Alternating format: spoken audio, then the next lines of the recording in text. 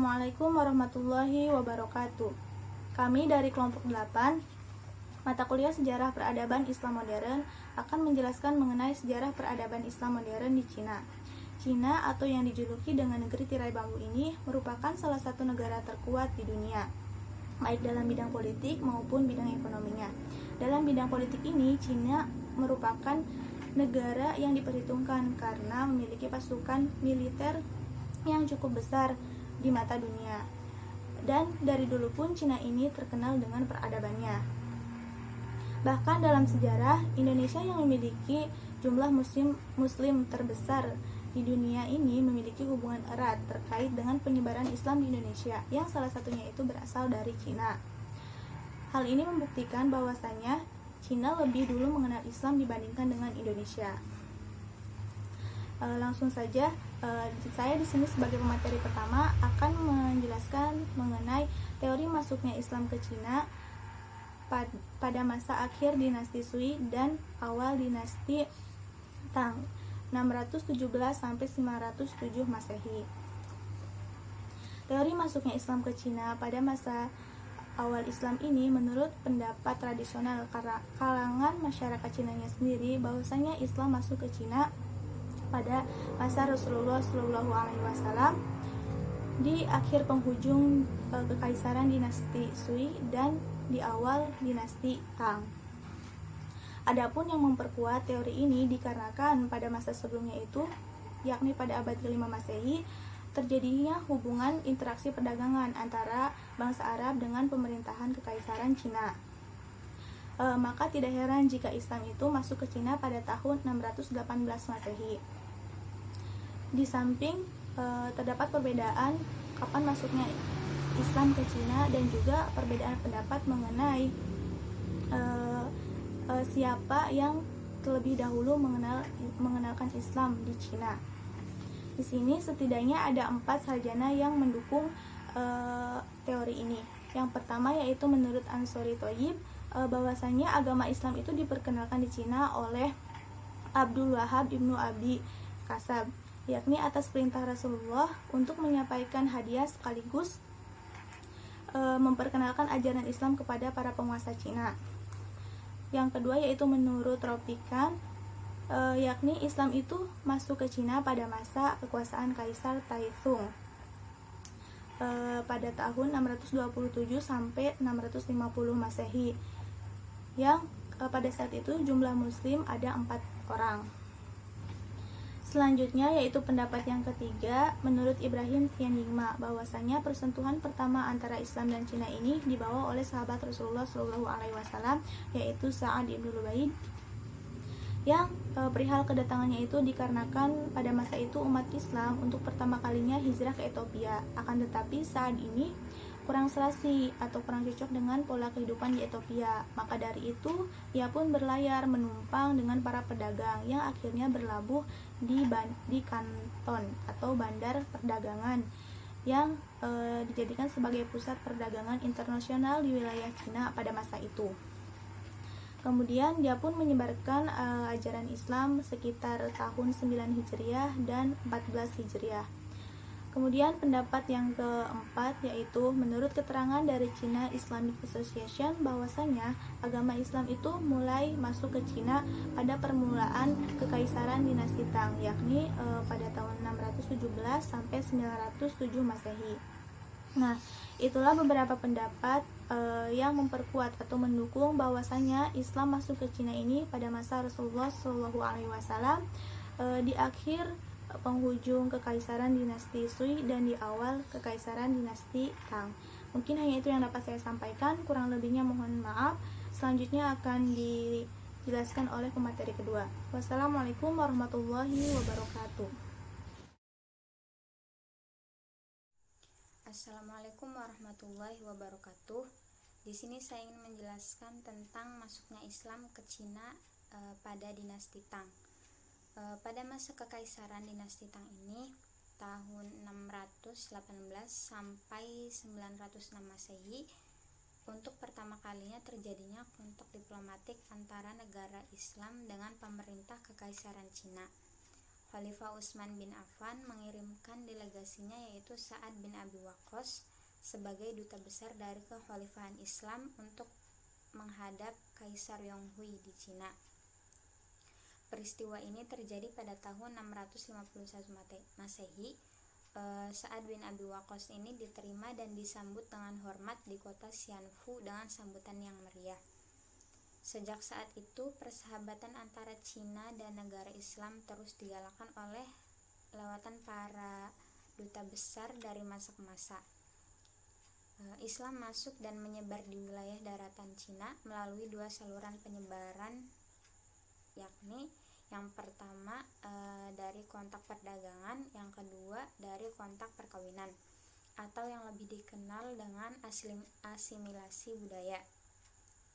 Aktivitas perdagangan yang dibawa oleh saudagar-saudagar Arab ini ke Cina pada masa itu terbagi melalui dua jalur perdagangan, yaitu yang pertama ada jalur darat dan yang kedua ada jalur laut. Sebelum Islam masuk ke Cina, terlebih dahulu hubungan perekonomian ini telah digalakkan antara bangsa Arab, Persia dan juga Cina. Bahkan sebelum agama Islam lahir di Mekah ini, orang-orang Arab dan Persia telah terlebih dahulu bermukim dan menetap di wilayah bandar perdagangan, yaitu di pelabuhan Cina Selatan. Bahkan jauh sebelum Islam masuk ke Cina ini, para saudagar-saudagar dari Arab dan Persia ini telah menjalin hubungan perekonomian dengan bangsa Cina melalui rute perdagangan laut. Hal ini sesuai dengan kebiasaan orang-orang Arab, yaitu yang selalu berpergian untuk berdagang. Karena kan orang-orang Arab dikenal dengan orang-orang yang suka berdagang. Jalur ini pula yang telah menjadi gerbang persentuhan pertama Islam masuk ke Cina. Pada masa dinasti Tang, Sung, Yuan, dan dinasti Ming, jalur laut ini masih tetap digunakan oleh umat Islam yang notabene adalah para saudagar-saudagar Arab dan Persia. Salah satunya melalui jalur inilah Islam masuk dan berkembang di wilayah daratan Cina. Aktivitas perdagangan dan identitas Islam mereka, yaitu para saudagar-saudagar tersebut, dapat dilihat dari ciri-ciri Arab yang dapat ditemui dengan adanya masjid di Guangzhou dan perkuburan dengan ukiran tulisan bahasa Arab sebagai suatu peninggalan sejarah. Nah, jalur laut ini kemudian sampai di wilayah pelabuhan Cina Selatan, yakni di bandar perdagangan Kanton yang terletak di wilayah Kwantung dan bandar Changzhou dan Quanzhou yang terletak di wilayah Fujian. Ternyata orang-orang Arab dan Persia lah yang mendominasi perdagangan pada masa kekaisaran dinasti Tang, dinasti Sung, dan dinasti Yuan, dan masa terakhir dinasti Ming tersebut. Jadi mereka yang paling mendominasi. Selain itu, para saudagar Arab ini dianggap sebagai saudagar-saudagar yang kaya raya di Cina. Belakangan mereka dikenal dengan sebutan taksih yang berkonotasi gemar makan besar. Jalur darat atau yang lebih dikenal dengan sebutan jalur sutra atau Silk Road ini merupakan suatu jalur perdagangan yang tertua dan terkenal yang telah menghubungkan wilayah Cina, Asia Tengah, dan Asia Barat. Jalur sutra menjadi terkenal melalui pertukaran perdagangan dan kebudayaan. Penduduk Persia dan Asia Tengah ini mayoritas memeluk Islam. Salah satunya hal ini dikarenakan pengaruh Islam melalui jalur sutra tersebut telah dikekalkan sehingga ke bagian barat Laut Cina.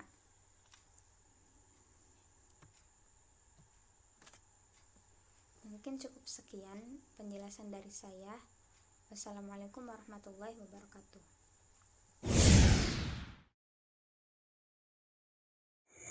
Bismillahirrahmanirrahim. Saya sebagai pemateri ketiga akan melanjutkan menyampaikan materi, dan materi yang saya akan sampaikan yaitu perkembangan Islam di Cina pada era modern.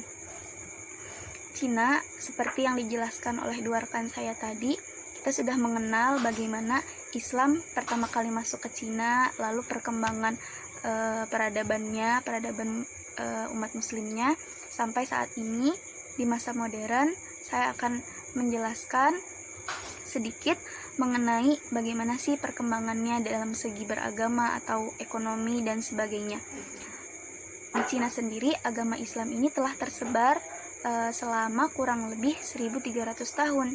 Di Cina terdapat 10 suku bangsa yang beragama Islam, termasuk diantaranya yaitu etnik Huizu, Uighur, Kazakh, Kirgiz, Tajik, Uzbek, Tartar, dan lain-lainnya. Penduduk Islam sendiri tinggal merata di tempat seluruh Cina. Namun di sini karena pemerintah Cina menerapkan otoritas untuk memiliki provinsi sendiri bagi etnik-etnik minoritas yang terdapat di bagian barat Laut Cina, termasuk provinsi Gansu, Shanghai, Shanxi, wilayah otonomi Xinjiang, dan wilayah otonomi Ningxia. Nah, pada tahun 1893 Masehi diperkirakan ada 60 juta umat Islam. Mereka bukan cuma mengerti teori, tapi juga praktiknya. Mereka mengenal rukun Islam, konsep halal dan haram, dan sempat memimpin peradaban Islam di Cina. Lalu pada tahun 1954 Masehi, pemerintah menjamin kebebasan untuk melakukan sholat, upacara, ritual, dan budaya sosial, dan lain sebagainya.